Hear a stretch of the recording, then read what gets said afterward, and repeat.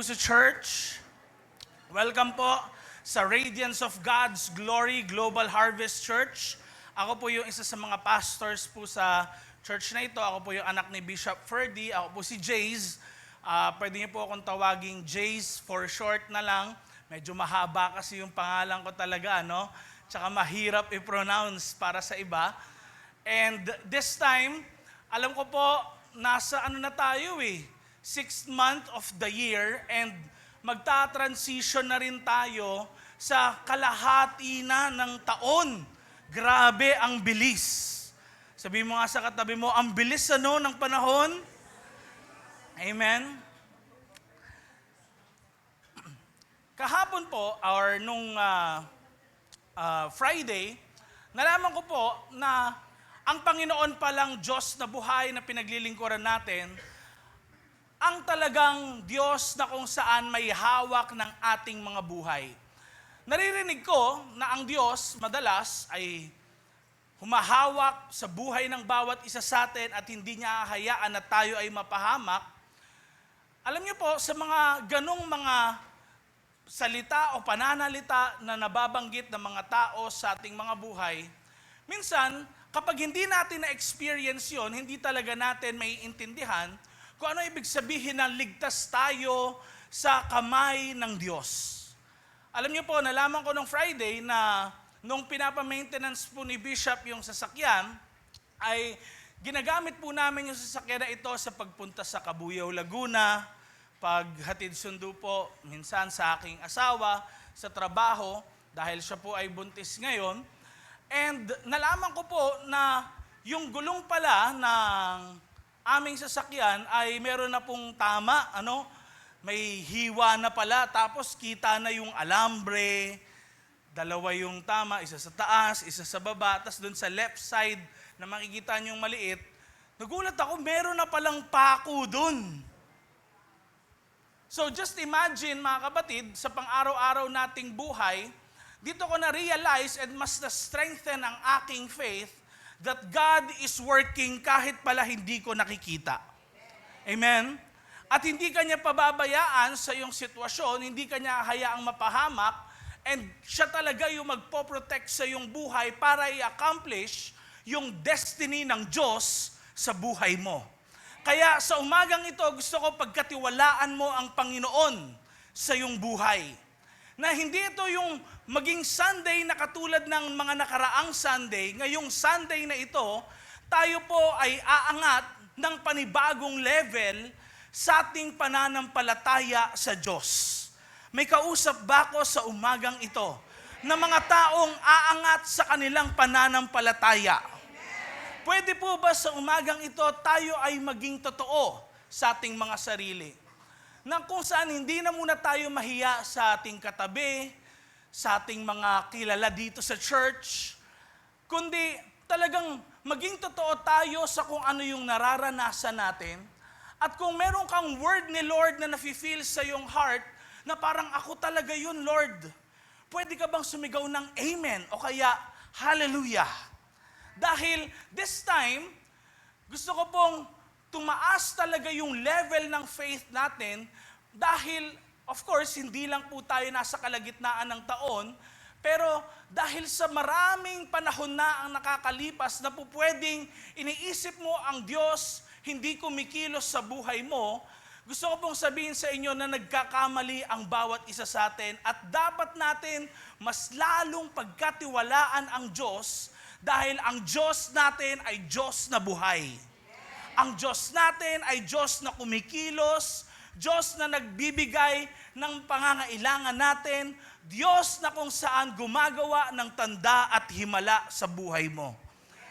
Now, meron tayong pag-uusapan po na tao ngayon sa Bible, and hindi ko po alam kung familiar ang iba sa inyo sa kanya, pero pag-uusapan po natin si Joseph, na kung saan inintroduce po siya bilang isang 17 years old na isa sa 12 anak ni Jacob. Next slide please. Si Joseph po ay pang-11 at that time. Sa kanyang magkakapatid, siya po ay bunso at hindi pa naipapanganak ng kanyang nanay yung pinakabunso nilang kapatid na si Benjamin. at that time, dito sa ating magiging text, ay mapapansin natin na si Joseph po ay isang pangkaraniwan lang o ordinaryo lang na tao rin naman. Wala naman talaga siyang superpowers, pero siya po ay inangat ng Panginoon sa kanyang katayuan sa buhay. Tinawag ng Diyos si Joseph para sa isang specific na assignment. And ngayon, alam ko po, meron akong kausap ngayong umagang ito na merong plano ang Diyos sa iyong buhay. And ganun din naman kung may plano ang Diyos sa buhay ni Joseph, sa bawat isa sa atin, merong plano rin ang Diyos. And sa umagang ito, gusto kong magkaroon tayo ng outfit check. Sabihin nga natin, outfit check. Usually, yung mga suot-suot po natin ng mga damit, I believe, nilalagay natin yan sa panahon. Tama ho ba ko? Wala ho naman siguro ditong pumupunta ng Sunday service na nakapadyama siya. No? Para pala matulog dito sa church. Hindi po ganon. And alam ko rin, kapag halimbawa meron kayong JS prom, meron kayong party na formal, alam ko ang mga lalaki dito nagsusuot ng Amerikana. Tama po ba yon? Binabagay natin sa sitwasyon, sa panahon, yung ating mga kasuotan. Ganon din po sa buhay ni Joseph. Sa bawat panahon o yugto ng kanyang buhay, makikita natin na meron pong nilalagay ang Panginoon, binibigay na damit ang Panginoon sa kanya. Sa gayon, magampanan niya yung pangako ng Diyos, yung destiny na binigay ng Diyos sa kanyang buhay. Sa umaga pong ito, I believe may iba sa atin, hindi po natin suot-suot spiritually yung mga damit o coat na ibinibigay ng Diyos sa ating mga buhay. Ang iba sa atin, pwedeng babad ka sa anxiety, marami kang takot sa buhay, wala kang kapayapaan, yun yung damit, spiritually speaking po ito, na pwedeng suot-suot natin. Pero meron tayong pag-uusapan ngayong umagang ito na masasabi po natin 4 na quotes ni Joseph sa kanyang buhay. Ang 4 na quotes po na ito ay masasabi nating mga God-given season sa buhay ni Joseph. Na kung saan kapupulutan natin ng aral dahil sa bawat yugto ng buhay ni Joseph may pagkilos ang Panginoon. At alam ko po, pwedeng sa mga panahon din na ito, nasa mga seasons din tayo niyan, hindi lang natin nare-realize. Si Joseph po ay isang kabataan at that time, siya po ay 17 years old, na nilagyan ng Diyos ng pangako sa kanyang puso. Siya po ay nakapanaginip, next slide please, na kung saan yung mga uhay ng palay lumuluhod dun sa isang palay na kung saan parang buwig na siya ng palay. Tapos ang feeling niya, yung perspective niya, yung mga palay na yun yung lumuluhod sa kanya. Tapos, yung stars at saka yung moon, lumuluhod sa harapan niya.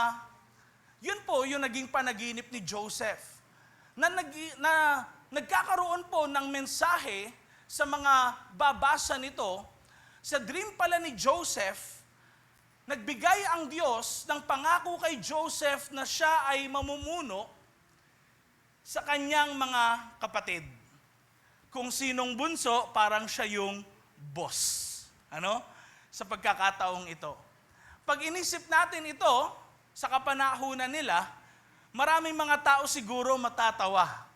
Kung sino pa yung bunso, kung sino pa yung hindi gaano napapakinabangan, siya yung mamumuno sa kanila.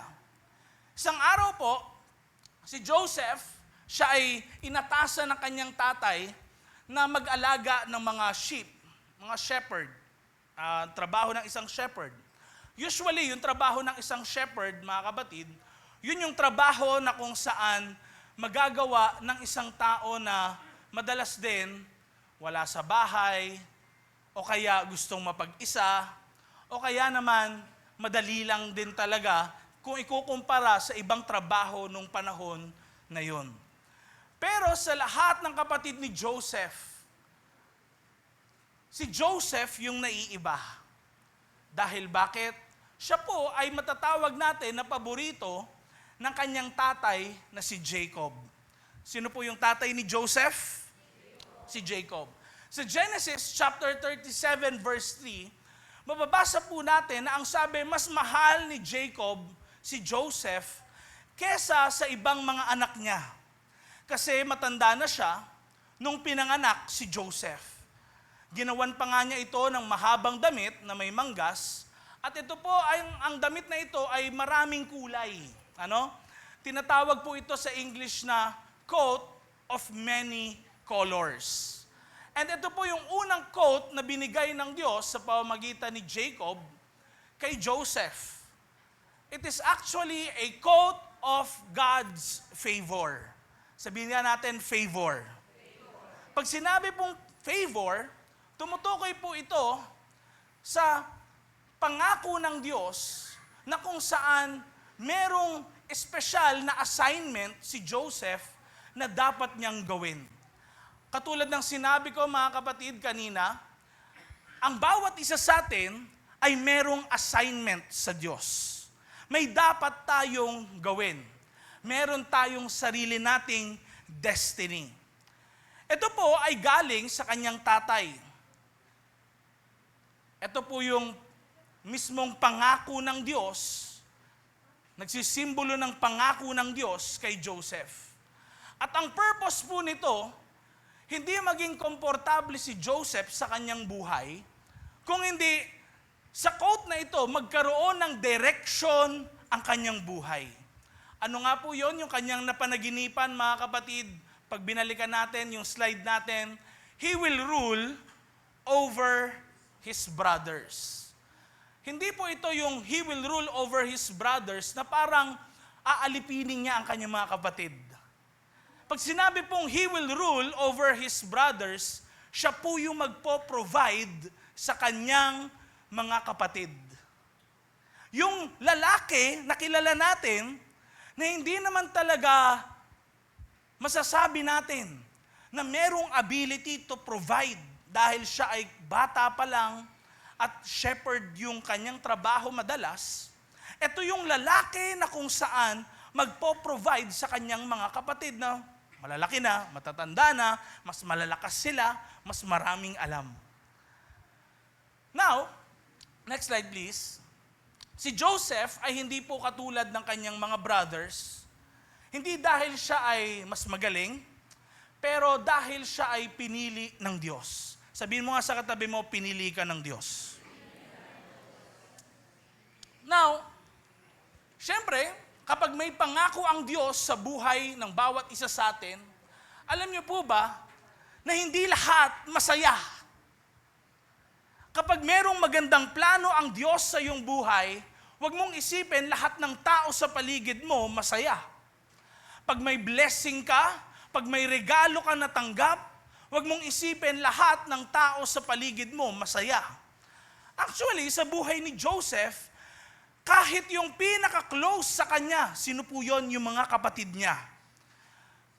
Hindi sila masaya kay Joseph. Meron siyang magandang bago na damit mula sa kanyang tatay, pero hindi sila masaya. Next slide.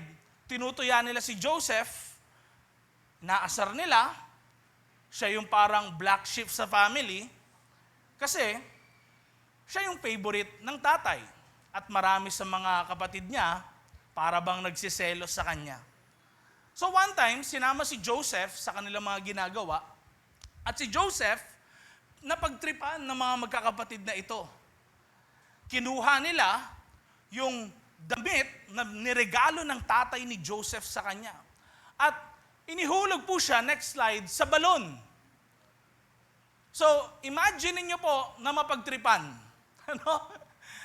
Hindi ito magandang feeling. Tama po ba? Pag ikaw ang napagdiskitahan, pag ikaw ang nabuli. Now, dito ko nakita, tinanggal kay Joseph yung damit na binigay sa kanya ng tatay niya. Sa umaga pong ito, gusto kong mag-preach sa bawat isa sa atin. Okay lang po ba yon? Magiging totoo po ako sa inyo. May mga dumating sa lugar na ito na umiiyak ka sa Diyos dahil may tinanggal ang Diyos sa buhay mo. Pwedeng may tinanggal ang Diyos na relationship, na wala ka sa trabaho. Pwedeng may tinanggal ang Diyos sa buhay mo tulad ng isang maganda na relasyon sa mga kaibigan. O kaya naman sa close mo talaga, tulad ng girlfriend, boyfriend. O kaya nawalan ka ng mahal sa buhay. Mga kapatid, para kay Joseph, yung kanyang nararanasan, ang feeling niya is unfair. Kasi bakit? Napagdidiskitahan siya ng mga kapatid niya, tinanggal yung regalo sa kanya ng tatay niya. Pero what if, mga kapatid, next slide,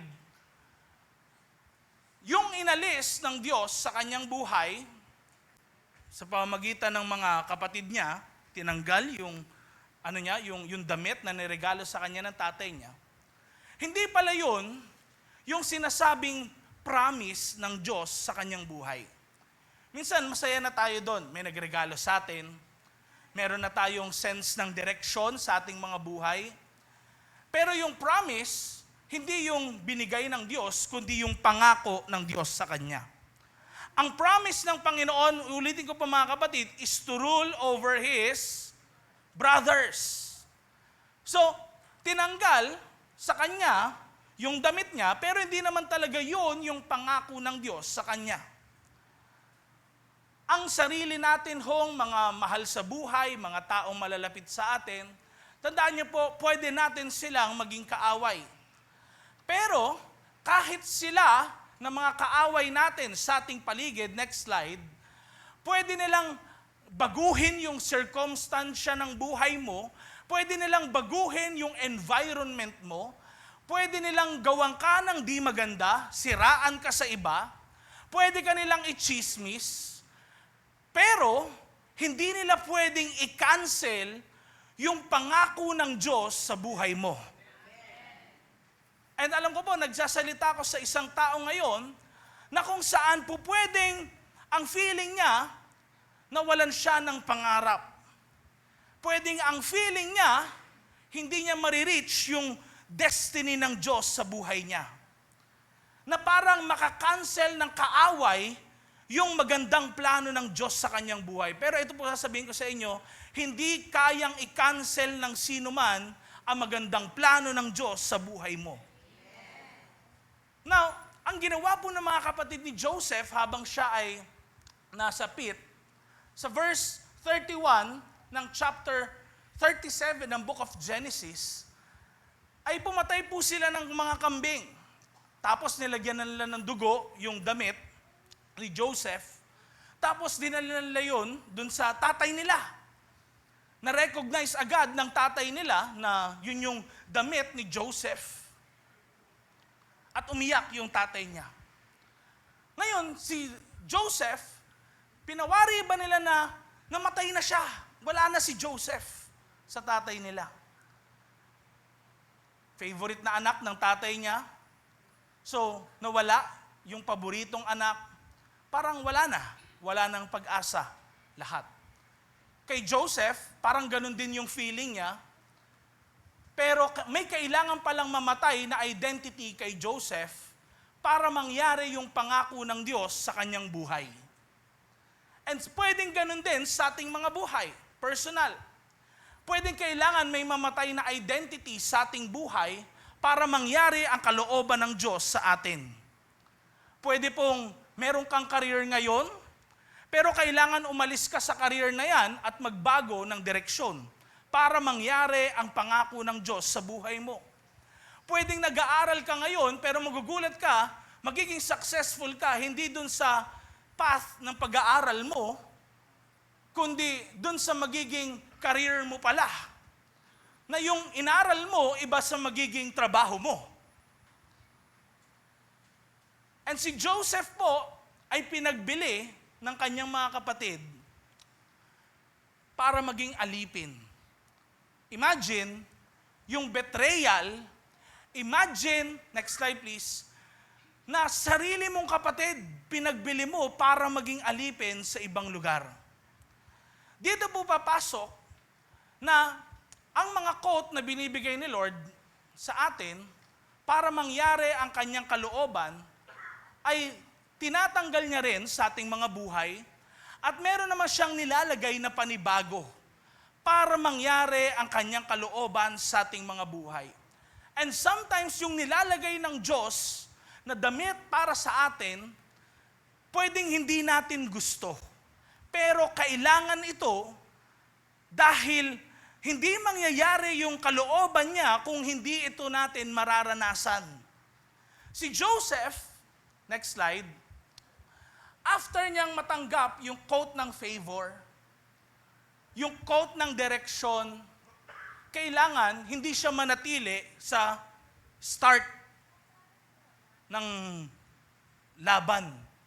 Hindi siya manatili sa simula. Kailangan mag-move forward si Joseph sa plano ng Diyos. At sometimes mahirap at hindi madali bago pumunta sa plano ng Diyos sa ating mga buhay. Mga kapatid, ang next na quote ay tinatawag na quote of blood and sweat. Sa Tagalog nito, dugo at pawis. Come on, say it with me, dugo at pawis. Kailan natin ito naririnig, mga kapatid?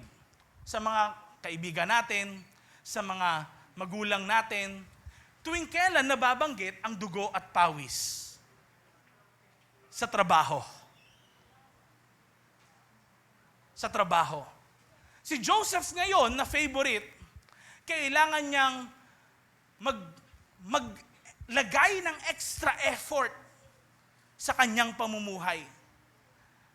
Hindi na siya yung favorite na anak ng tatay niya. Hindi dapat siya makontain dun sa lugar na yon. At mga kapatid, itong quote na ito ng blood and sweat, sa madaling salita, next slide, tinanggal si Joseph sa environment na hindi po pala makakapag-produce ng God-given destiny niya. Pwedeng kailangan tanggalin ka ng Diyos dun sa lugar na hindi ka naman magiging fruitful.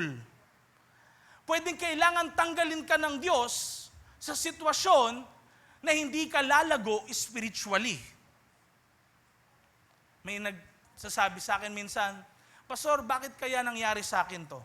Nasisanti ako sa trabaho, parang hindi naman matindi yung nangyari sa yung ginawa ko. Kaya ako nasisante sa trabaho. Sumunod lang naman ako sa plano ng Diyos.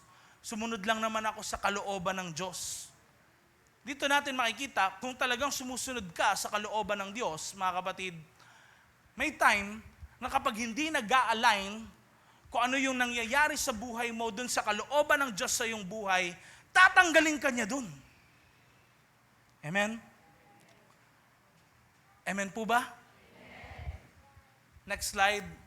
Ang magagawa po ng kaaway sa ating mga buhay ay dalhin tayo sa sitwasyon na gusto ng Diyos tayo dalhin. Naulit ko po, ang magagawa ng kaaway ay dalhin tayo sa sitwasyon na gusto tayo ng Diyos dalhin. Kapag binasa niyo po yung Book of Job, na i-preach ito ni Bishop noong mga nakaraang linggo, sa Book of Job, makikita natin na hindi makakagalaw si Satanas unless ito ay pinayagan ng Panginoon.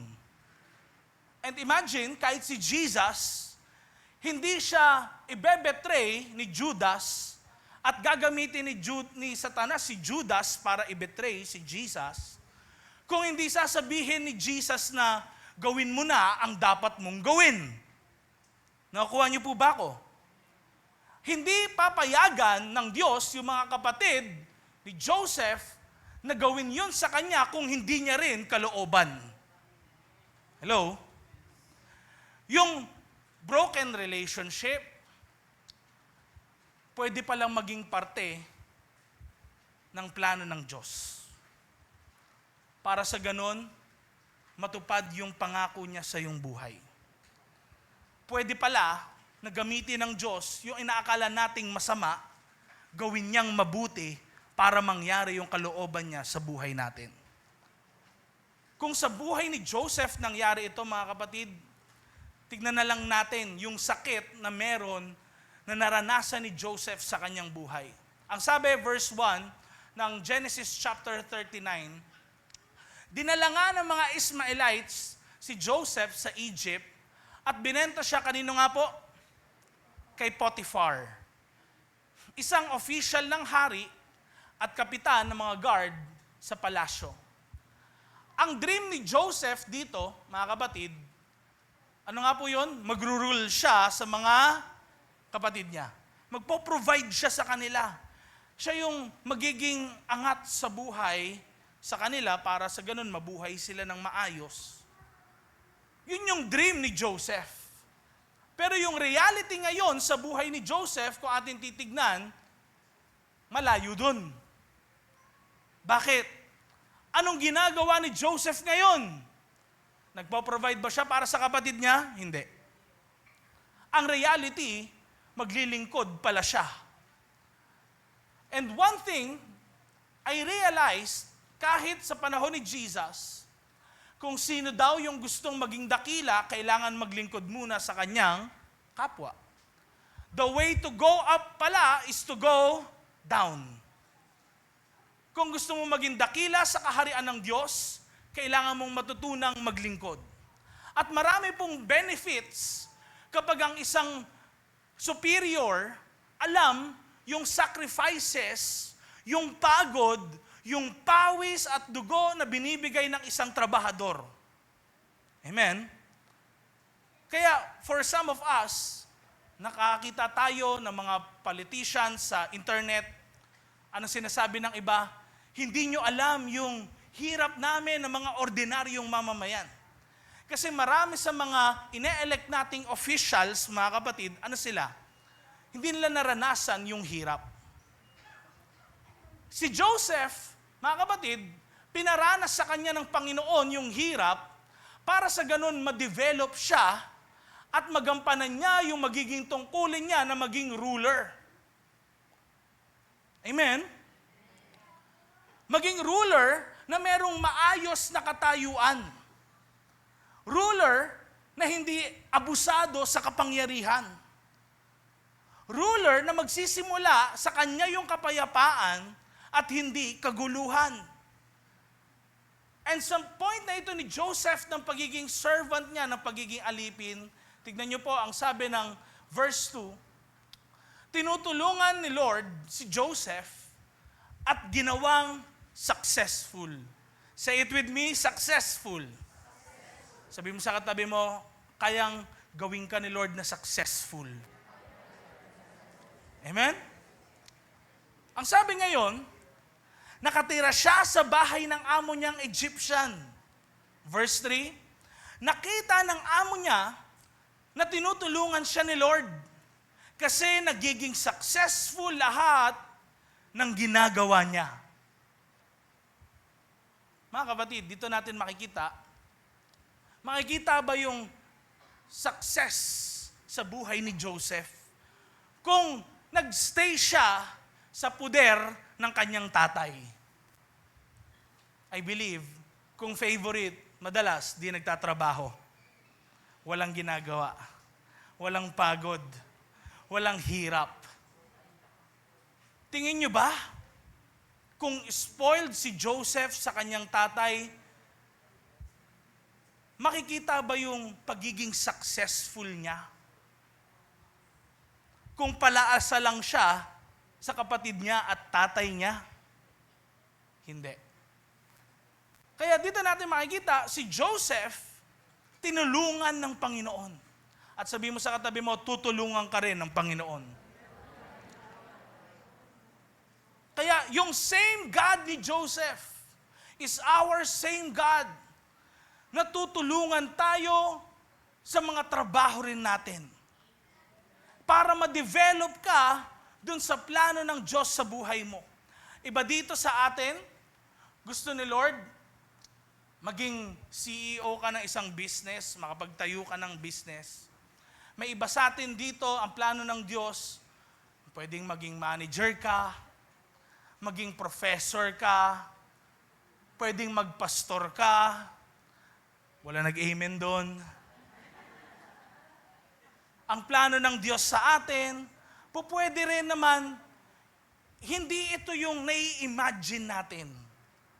Katulad ni Joseph. Tingnan nyo, no?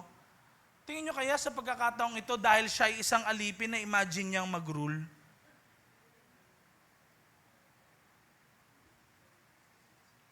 Pero pinagpala ng Diyos yung kanyang buhay. Now, syempre, kapag pinagpapala ni Lord ang buhay ng isang tao, may testing. Amen? May testing. And over time, next slide, si Joseph po ay laging tinutokso ng asawa ni Potiphar. Hindi ko po alam kung di magkaanak si Potiphar o anong meron kay Joseph. Pero gustong-gusto siya ng asawa ni Potiphar. Lagi siyang tinutokso na magsiping sila. Ang sabi ni Joseph sa asawa ni Potiphar, verse 9, ng Genesis chapter 39, tignan niyo po, sabi niya, hindi ako gagawa ng masama at ayokong magkasala sa Diyos. Mga kapatid, madalas tayo pag ganon, paggipit, pwedeng nakapag-isip ka na, gumawa na lang kaya ako ng illegal. Pag gusto nating makaangat sa buhay, kahit papano, pag nahihirapan na tayo, what if gayahin ko na lang kaya yung iba? Ba't sila pinagpapala ng Diyos? Gumagawa sila ng masama. Gumawa na lang din kaya ako ng masama. But si Joseph, he remained pure. Ang sabi ngayon, verse 11, isang araw, pagpunta daw ni Joseph sa bahay para magtrabaho, wala daw ni isang katulong na nandun. Aba, nakaset up na si Joseph. Verse 12, tingnan niyo sabi, biglang hinatak ng babae ang damit ni Joseph at sinabi, sipingan mo na ako. Pero umiwas siya at tumakbo palabas at naiwan sa babae ang damit niya. Tingnan niyo, no? Familiar, magiging, parang makikita niyo sa story ni Joseph, laging merong tema ng damit, no? May coat na naiiwan, laging ganun, Laging, anong meron sa pagpapalit ng damit? It's actually changing seasons, mga kapatid. Naiwan sa asawa ni Potiphar yung damit niya, at dito pumasok, napalitan nga rin yung damit ni Joseph. Siya ay alipin ni Potiphar, ngayon, nakakulong na si Joseph. Dito papasok, mga kapatid, yung pangatlo, na damit na po pwedeng binibigay sa atin ng Diyos. Hindi lang natin nare-realize. It is the coat of integrity. Damit ng integridad. At ito yung damit, saan? Sa lugar ng kulungan. I believe, kahit sa Pilipinas, maraming nakakulong, wala naman talagang sala. Tama po ba? Maraming mga nabiblame, hindi naman talaga nila ginawa. Pero kaya ganito yung buhay ni Joseph, may testing ng integrity niya, dahil sa nilalabanan po ni Joseph, kung ano yung naging kasalanan ng mga tatay niya, ni Jacob, ni Abraham, kailangan maiba siya. Tignan niyo po, next slide. Nagpanggap yung tatay niyang si Jacob bilang kapatid na si Esau sa lolo ni Joseph na si Isaac.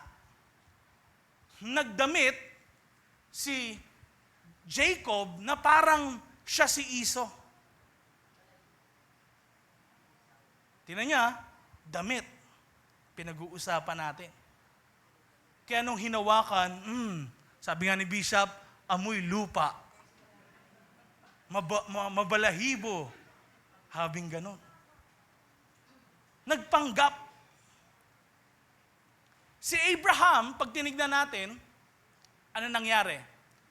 Nagpanggap din si Abraham. Sa Pharaoh naman ng Egypt. Nagpanggap siya na hindi niya asawa si Sarah. Kaya kinuha nung Pharaoh yung asawa niyang si Sarah. Na naginip yung Pharaoh ng di maganda. Nalaman niyang sa panaginip niya, binisita siya ng Diyos na hindi niya pala kapatid si Sarah, kundi asawa pala talaga niya si Sarah. Dito natin makikita, next slide, kaya pala mabigat yung laban ni Joseph.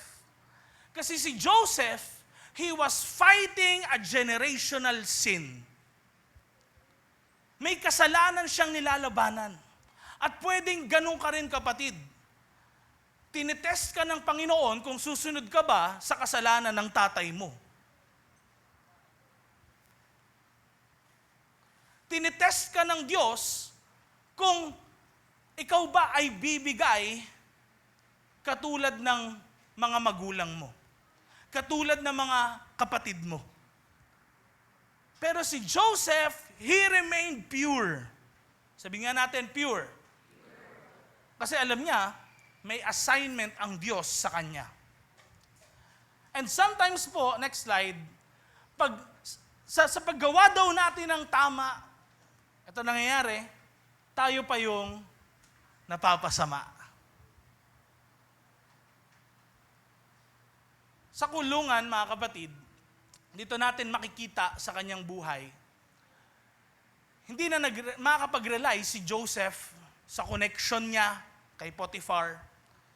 Hindi na makakapag-rely si Joseph sa mga naging medalya niya kay Potiphar dahil magaling siyang trabahador. Hindi siya makakapag-rely doon. Mag-isa siya dito sa kulungan. Naghihintay ng sintensya niya. Sa totoo lang, pwede po siyang mabulok sa kulungan. Pero dito, tinuturuan siya ng Diyos na maging dependent sa Kanya. May mga panahon ba sa ating buhay na parang nasa kulungan tayo? Yung bang ganito, ginagawa mo naman yung tama, pero parang wala nagiging advancement sa buhay mo.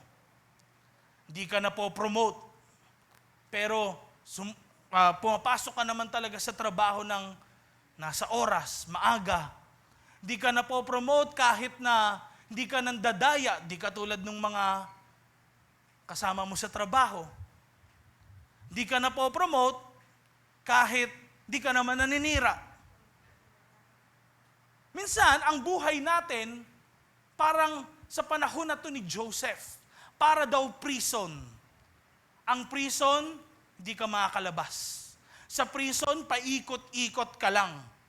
Pero sa panahon na yan, dito tinetest ng Diyos yung pagtitiwala mo sa Kanya.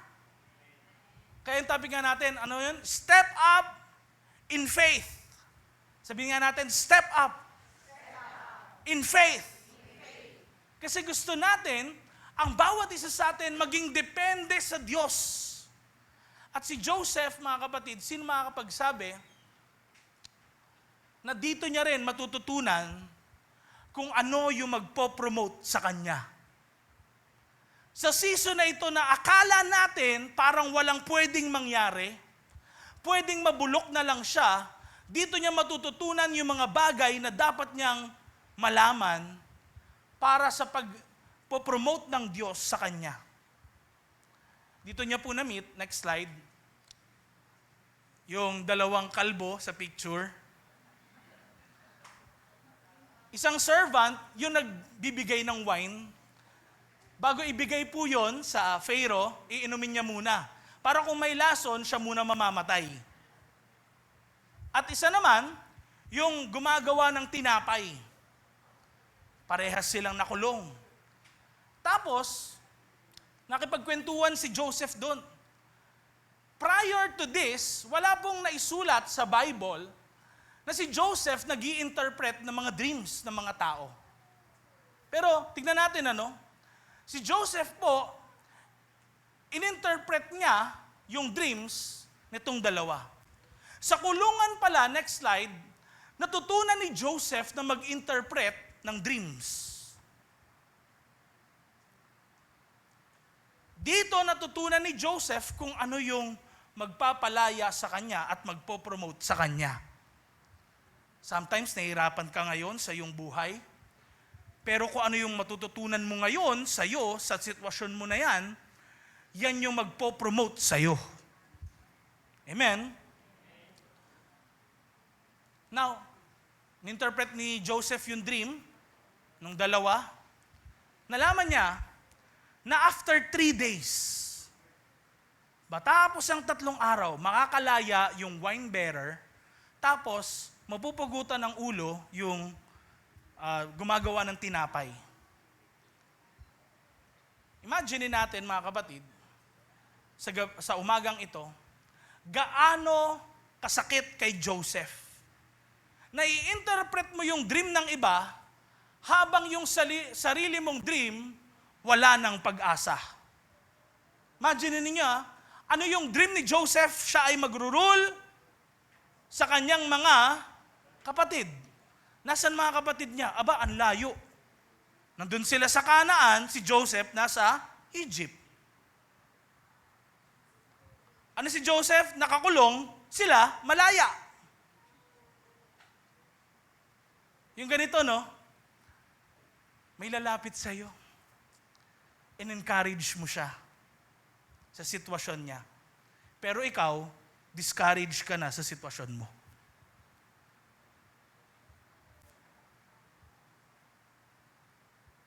Imagine natin yung pain ni Joseph at this time. Pero nung binasa ko po ulit to, actually, naidagdag ko to kagabi, binasa ko po yung from Genesis 37 hanggang 40 plus. Nakita ko po sa verse 39, 4 na beses, habang si Joseph ay papunta sa kulungan. Sa buong chapter ng 39, ano makikita natin? And the Lord was with Joseph. Ang Diyos kasama ni Joseph. At may kausap ako ngayong umagang ito, ang feeling mo, yung buhay mo parang nasa kulungan. Pero sinasabi ng Panginoon sa'yo, kasama kita. Ako yun, yung kasama mo, yung nag-e-encourage sa'yo, kaya ka nakakatayo hanggang ngayon. Kaya ka nakakasurvive kasi ako yung kasama mo. Feeling mo, hindi mo ako kasama, pero nandyan ako. And that is why, na-share ko sa inyo kanina, yung gulong na nakita nung maintenance namin. Sometimes, nagpipray tayo, Lord, gabayan niyo po kami ng inyong mga anghel. Huwag po mabangga, hindi makabangga. Huwag din maaksidente. Yun yung prayer ko. Pero wala akong nakikitang angel na gumagalaw sa gulong. Wala si God na umaakbay sa akin. Hindi ko aanuhin yung gulong nyo Pero dito ko nakita, mga kapatid, pag na-realize lang natin kung paano kumikilos si Lord, nandiyan siya kasama natin. Amen? The Lord was with Joseph. Kaya sabihin mo sa katabi mo, encourage mo naman siya, kasama mo ang Diyos. Come on, sabihin mo sa likod mo, sa nasa unahan mo, sabihin mo, kasama mo ang Diyos. Amen? Sino sa inyo dito may kinakaharap na mga problema sa kanilang mga buhay? Amen? Sino dito mayroong mga sakit at karamdaman? Pwedeng feeling mo wala ka ng pag-asa, pero sabihin ko sa iyo, may kasama ka. Huwag mong isiping walang ginagawa si Lord. Kasi si God, na God ni Joseph, is the same God na pinaglilingkuran natin. At titignan natin ngayon kung paano kumilos si God sa buhay ni Joseph. Mga kapatid, si Joseph po, bago siya maging alipin, 17 years old. At bago siya humarap kay Pharaoh, siya po ay 30 years old na. 13 taon bago siya i-promote ng Panginoon. Matagal din na panahon. Pero take note, yung ginawa niya ng kabutihan, yung wine bearer, nakalimutan siya ng mahabang panahon para mapardon at makalaya sa kulungan. Until such time na nangangailangan yung Pharaoh na mag-i-interpret ng kanyang panaginip. Dahil yung Pharaoh na ito na naginip ng isang hindi magandang panaginip. Tapos pinatawag niya lahat ng matatalino sa kaharian, lahat ng mga kilala niya, ng mga magagaling, pinatawag niya at pina-interpret niya yung dream niya.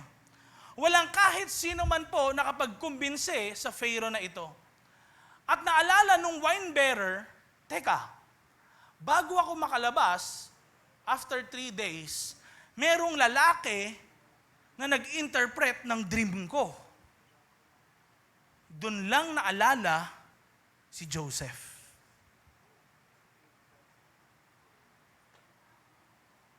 Ito yung mga tutulong sa destiny natin, maaalala ka kapag time mo na. Minsan iniisip natin, may tinulungan ako noon, di niya na ako naalala. Alam mo kaya di ka naalala? Di pa kasi time. Di pa time. Maalala ka nila kapag panahon mo na. Amen? Ganun din kay Joseph. Naalala si Joseph nung panahon niya na. Next slide, humarap siya kay Pharaoh. Mula sa kulungan, humarap siya kay Pharaoh at ininterpret niya yung dream ni Pharaoh. Binigyan niya pa ng solusyon. Magkakaroon pala ng 7 years of famine. Tapos binigyan ni Joseph ng solusyon, paano gagawin, paano makakapag-prepare sa lahat ng ito. Verse 39, tignan niyo po ngayon, ang sabi ni Pharaoh, ang sabi ng hari kay Joseph. Sabay-sabay natin basahin, 1, 2, 3, go. Pinakita sa iyo ng Diyos ang lahat ng ito. Kaya alam kong wala nang mas matalino at mas marunong pa kesa sa iyo. Tignan niyo po Sabi niya, wala na daw mas matalino at marunong pa. Hindi ba marurunong din yung mga pinatawag niya? Mga magagaling sa kaharian? Isa po sa mga extra-biblical sources, ang nagsasabi, hindi po ito makikita sa Bible, pero extra-biblical sources na nakita po sa Dead Sea Scrolls, ganito po ang sabi. Nung panahon daw ni Joseph, yung kalakaran sa kaharian, para daw mag-rule ka over Egypt, yung mga pharaoh, o mga prince, mga kung sino man na inline, required daw na ma-master yung 70 languages nung time na yun. Alam niyo po, ang Egypt at that time was like a super power na empire nung time na yon. Ang daming mga iba't ibang mga bansa pumupunta sa Egypt para makipagkalakalan, para makipag-business. Pupunta lahat, iba't ibang languages. So bilang Pharaoh, kailangan alam mo yun. Kailangan para ka makapag-communicate sa kanila, alam mo yun. Now, ang sabi, doon sa mga extra-biblical sources, si Joseph, nung kausap niya daw si Pharaoh, binanggit niya yung explanation, lahat-lahat sa 70 languages. Next slide, please.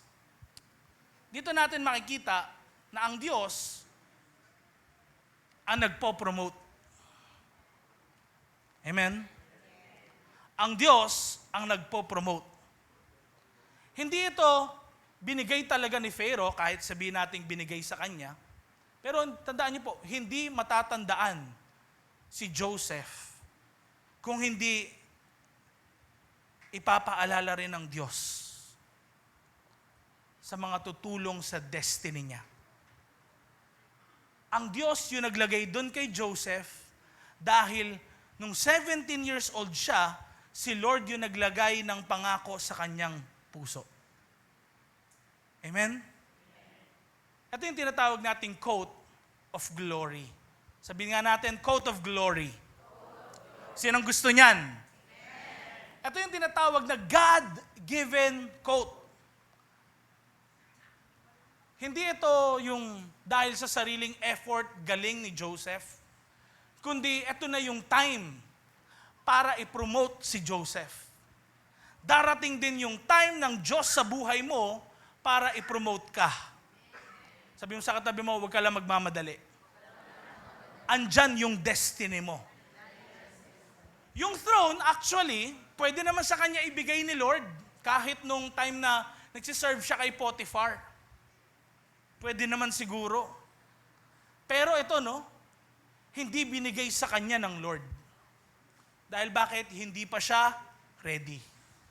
When the time is right, the Lord will make it happen. Anong sabi ngayon ng verse 40, Genesis chapter 41?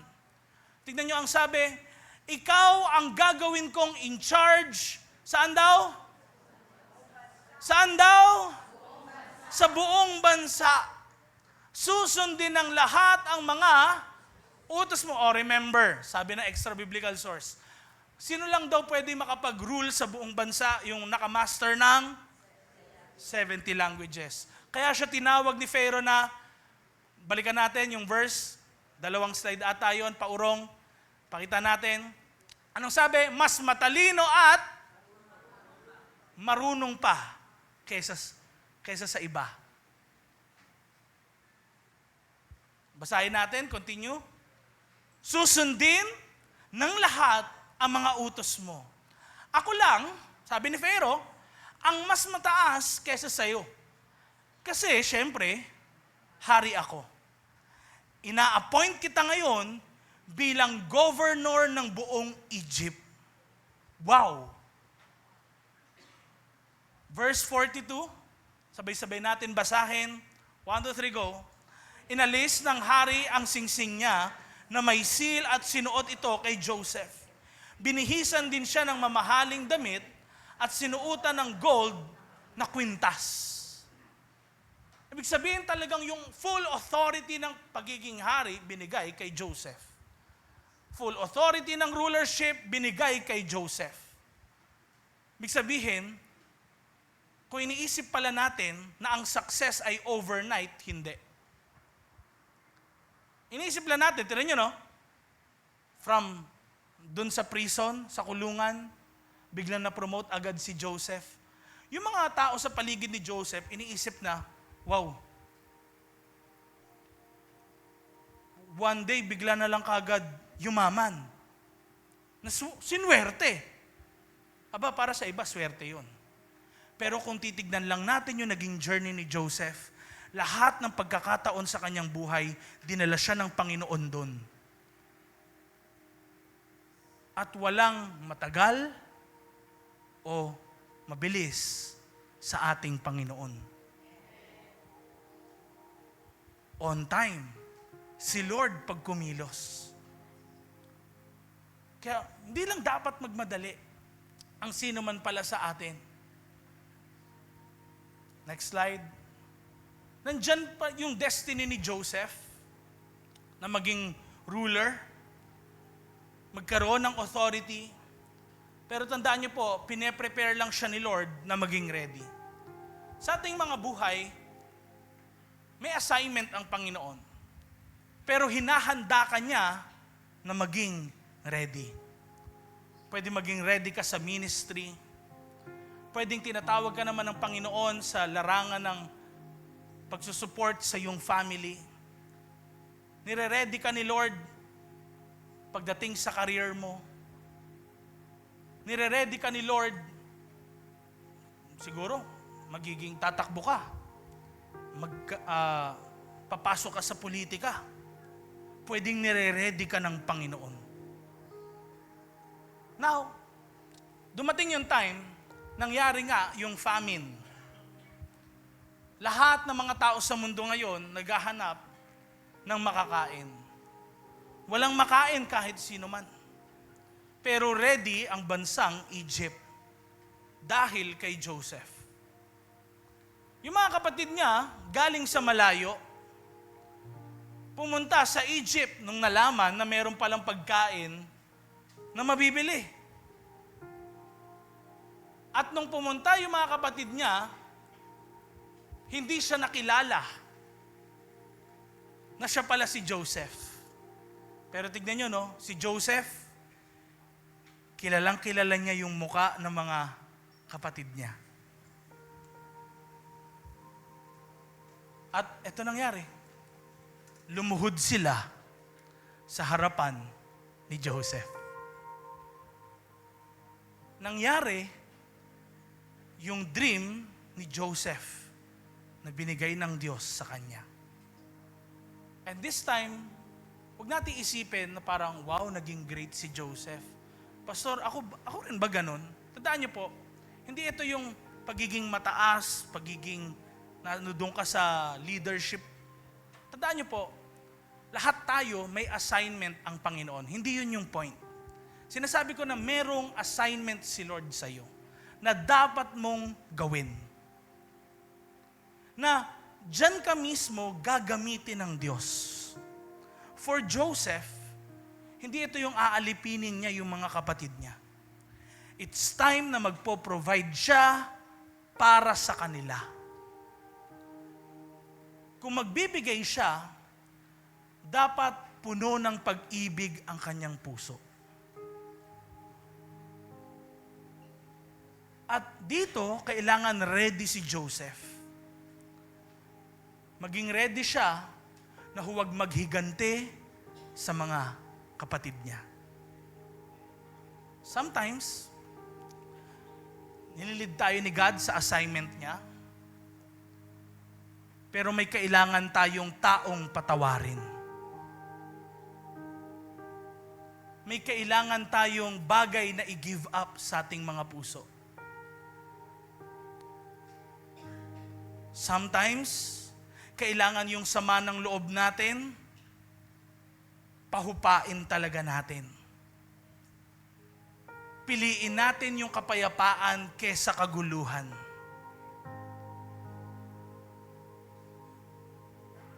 Hinihintay ni Lord si Joseph na ma-develop, na maging ruler siya, hindi puno ng paghihigante, kundi puno ng pag-ibig. Si Joseph po sa Bible ay matatawag nating isang Messiah figure. Kung paano ang Panginoon kumilos sa buhay ng mga tao na siya ay nagmahal kahit siya ay itinakwil ng sarili niyang bayan. Pero umibig pa rin si Jesus sa lahat. Si Joseph din, ganon. Dito natin makikita na sinasalamin ni Joseph sa kanyang buhay ang pag-ibig ng Diyos sa bawat isa sa atin. Nag-suffer siya para sa iyo at sa akin. Kaya, lahat ng scriptures nagpo-point kay Jesus. Now, sa ating mga buhay, pwedeng katulad din naman ni Joseph. Nasa mga seasons tayo na nabanggit. Pero ito problema. Baka hindi natin suot-suot yung damit na binibigay ng Diyos sa atin. Baka ang suot-suot nating damit na hindi naman talaga binibigay ng Diyos sa atin, pero tinatanggap natin sa ating buhay. Example, pagiging kapos, baon sa utang, na-addict ka sa sugal, sa mga online games, discouraged ka, hopeless ka. Pwedeng yung quote mo, quote ng kasalanan. Pwedeng yung quote mo, puro quote ng hinanakit. Pero kailangan mong tanggalin yun. At sa umagang ito, challenge ko ang bawat isa sa atin. Kung meron akong mababanggit na pwedeng nararanasan mo sa iyong buhay sa mga oras na ito, gusto kong mag-step up ka sa faith mo. Huwag mong pakialaman yung katabi mo kung ano yung nararanasan niya. Kasi sa umagang ito, it's between you and God. Kung naniniwala ka na ito yung time para sa'yo na humakbang ka sa God-given season ng buhay mo, sa God-given assignment sa buhay mo, yung faith mo kailangan ngayon na. Magde-decide ka, iiwan ko kung ano yung daladala kong quote na hindi plano ng Diyos sa buhay ko. Pwedeng meron kang kasalanan, sakit at karamdaman, na parang bumabalot na lang sa isipan mo na iniisip mo, eto na yung end point ng buhay ko, wala nang pag-asa. Pero sinasabi ng Diyos, hindi yan yung plano ko sa'yo. Kanina kinanta natin, in Jesus' name, I see faith arising. Sa umagang ito, mag-arise yung faith natin. Iwan natin yung damit na hindi naman binibigay ng Diyos sa atin. Kunin natin yung damit na binibigay ng Diyos. Katulad kay Joseph. Amen? And I encourage you, huwag niyong pakialaman muna yung katabi niyo. Pag sinabi ko po, natanggalin mo yung coat na hindi mo naman coat. Halimbawa, coat ng sakit at karamdaman. Kung ikaw yun na merong sakit at karamdaman, pwede ka bang tumayo as an act of your faith? Na ano yun? Tinatanggal mo. Hindi mo tinatanggap yung sakit at karamdaman na yun sa buhay mo, na hindi yun yung end point ng buhay mo, kundi may plano ang Diyos sa sitwasyon mo. Amen? Pwedeng, oo nga, manatili, yun yung plano ni Lord, pero maggamit ka ng Diyos kung meron ka man sakit at karamdaman din. Tandaan niyo po, si Paul sa Bible, meron din siyang tinatawag na thorn in the flesh.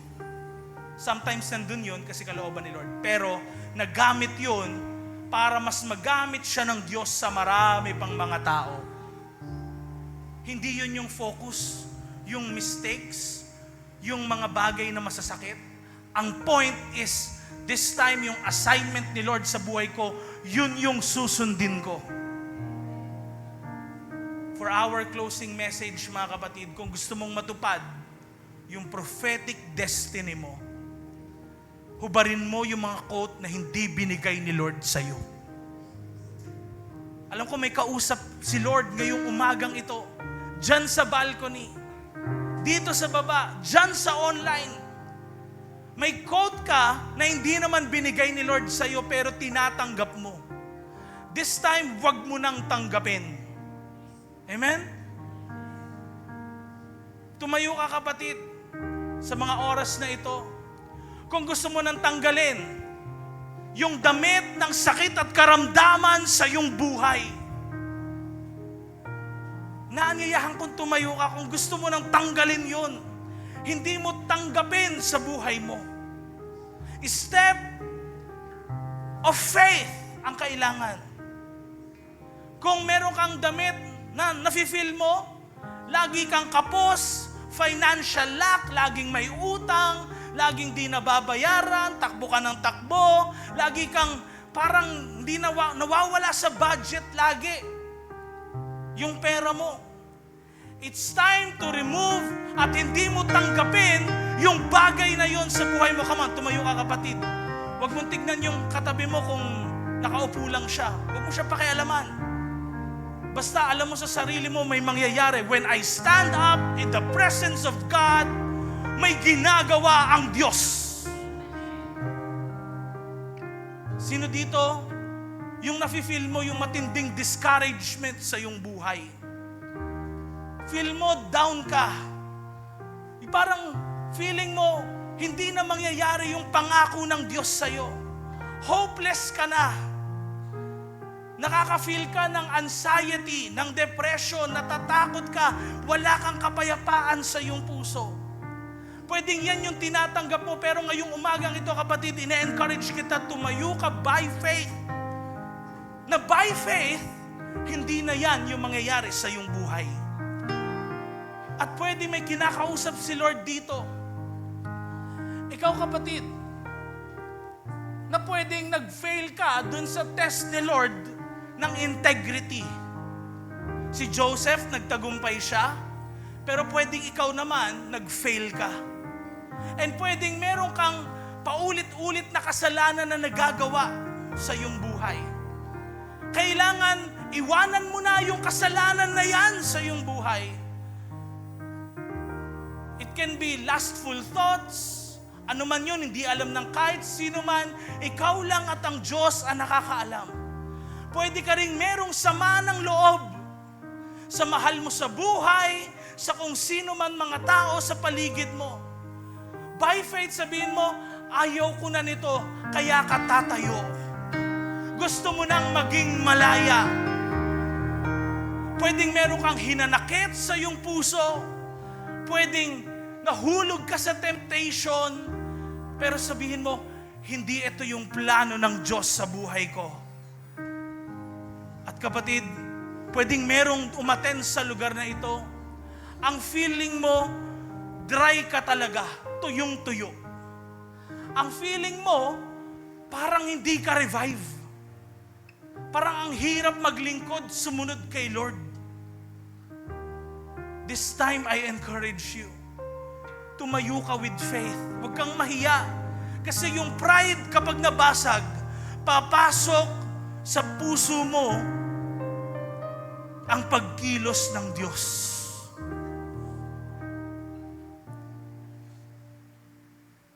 Tumayo ka. Ipaglaban mo yung destiny mo. Yung pagtayo mo, act yan ng faith mo, na hindi mo tinatanggap yung negative circumstances ng buhay mo. And when we sing the name of Jesus, katulad ng inawit natin kanina,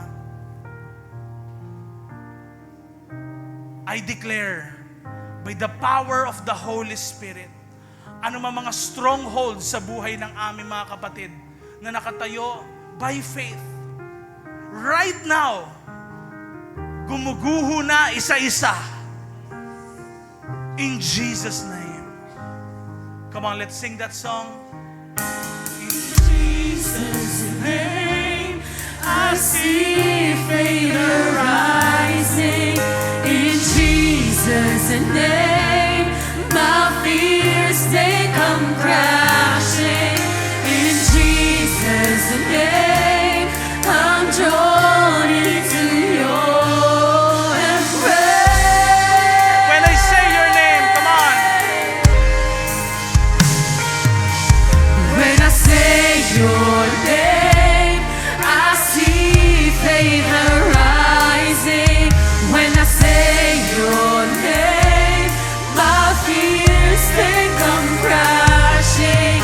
When I say your name, you're drawing me your embrace.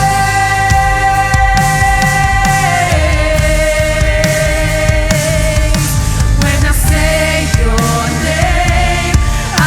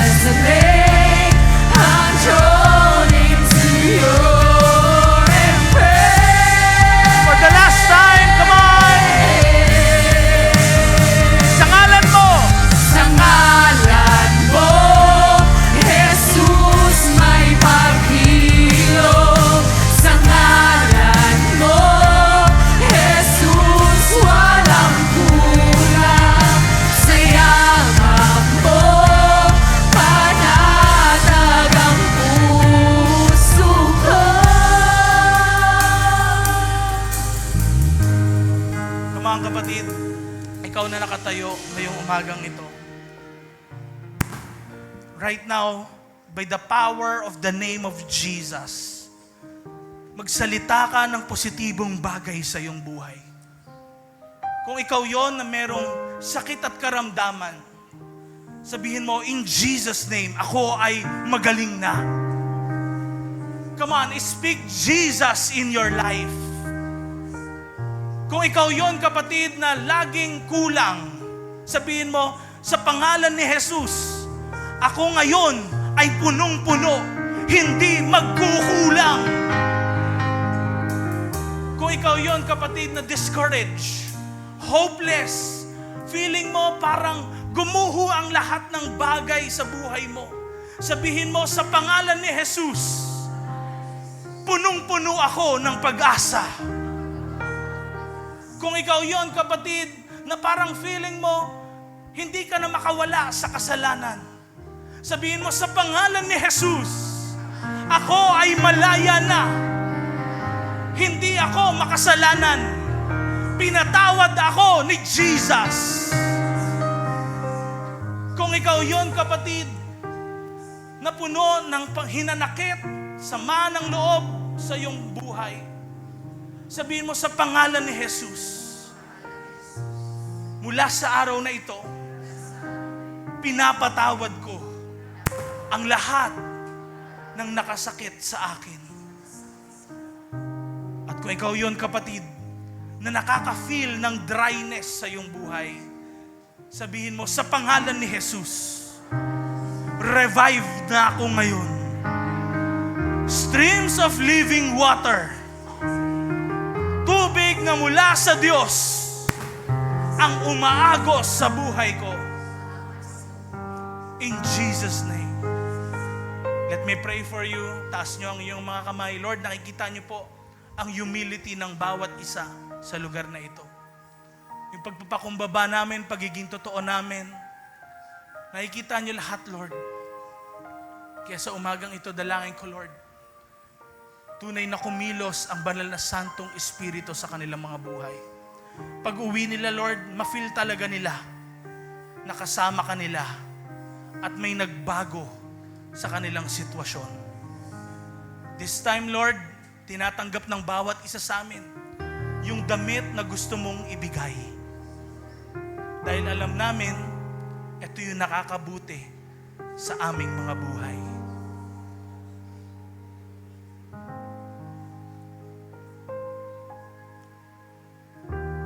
Right now,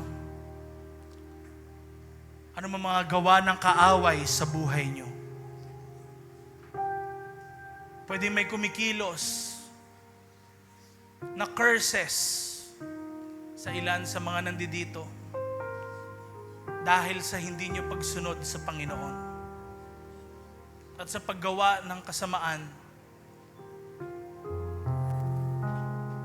Right now, ina-align ka ng Panginoon sa kanyang kalooban.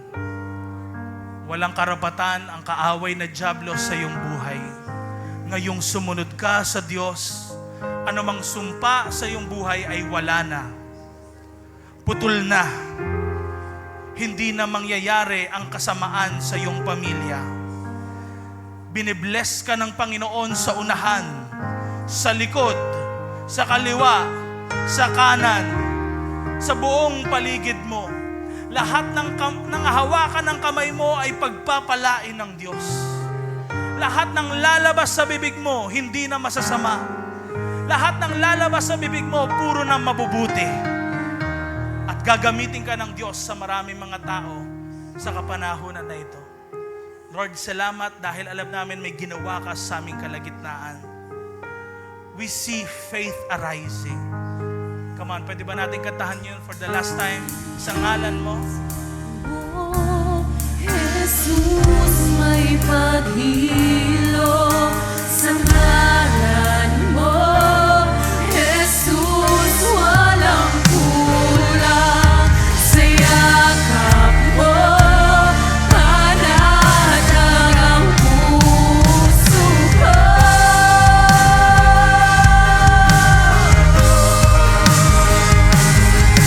Sa ngalan mo,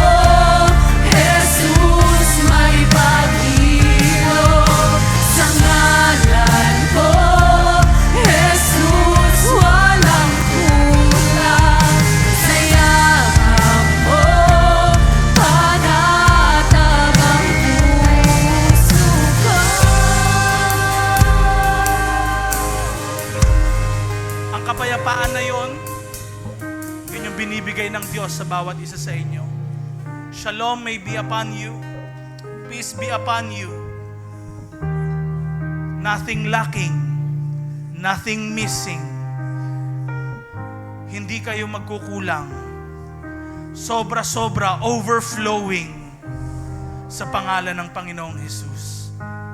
Lahat na nag-a-agree, lahat ng tinatanggap, lahat ng tumatanggap ng blessing ng Panginoon ay magsabi ng